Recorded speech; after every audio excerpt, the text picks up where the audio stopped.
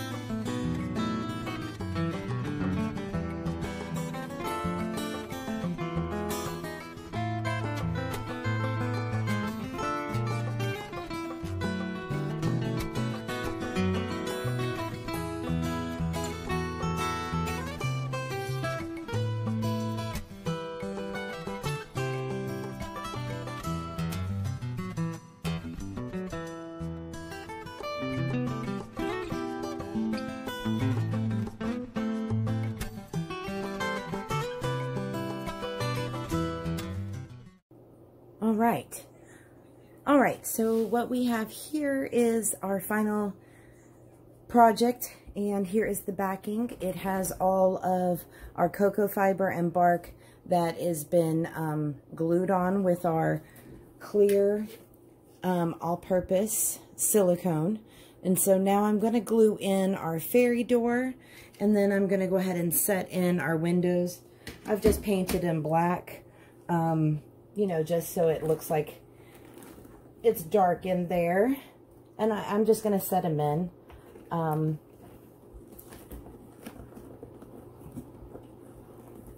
There we go. As everything grows, they'll end up growing and being a part of the project.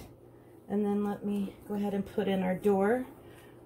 My boy Sebastian and we did our little door handle, made it look really cute and unique.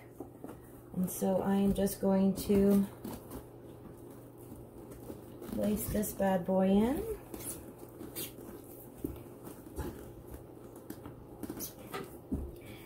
There we go.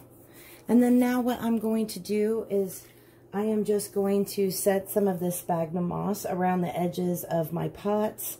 Anywhere that it looks like I need a little coverage of the yellow spray insulation, I'll end up having dirt in all of these pots, so I don't need to worry about that. So I'll put a little moss on the edges and moss around the edges of the pots. And then I'm also going to put some glue some moss on this side and then the edges, just to, you know, for decorative. So if you look on the sides or if you look from up top, you won't see any of this blue foam.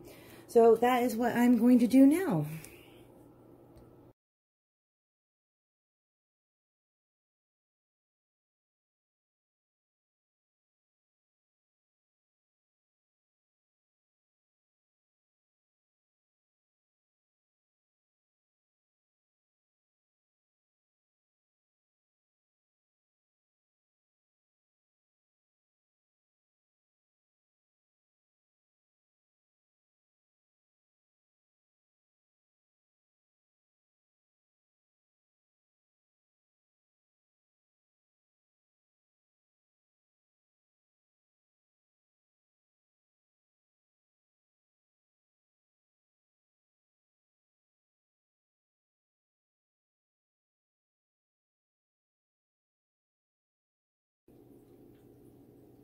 Okay, so here is our 29-gallon tank, and we are going to silicone the background into the tank. First we need to do is flip it on its side and use the alcohol and make sure that there is no debris.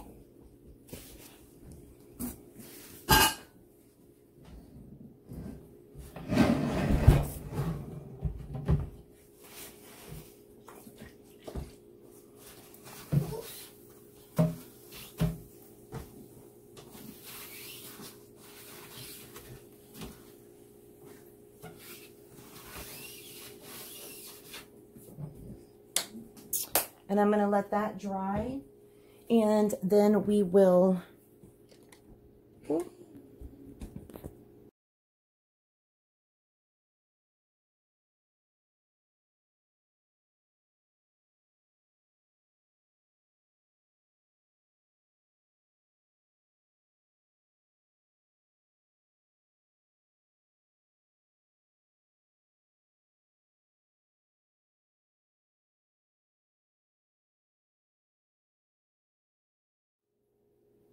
all right, this is going to be a little tricky trying to angle your background into your tank. I always find it's easier to go ahead and put your silicone in first and then try to lay your background on the back of the tank. And as you can see here, I've scored the back of the background. So this hopefully, well, not hopefully, it will catch the silicone on the tank, and it'll help to keep it sturdy and secure.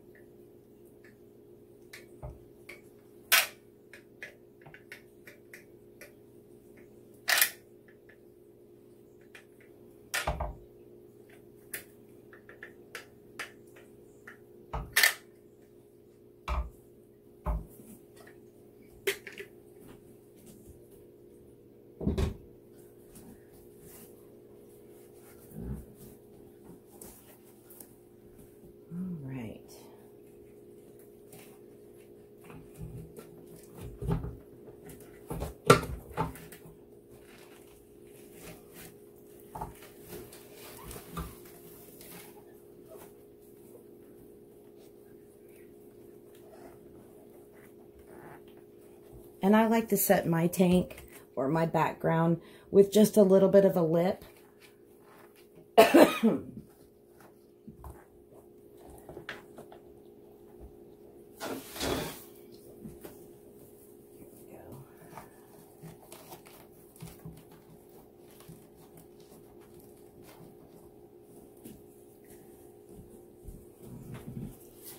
All right, so now I am going to let this sit for at least 12 hours just to make sure that it is completely secured to the back of the tank.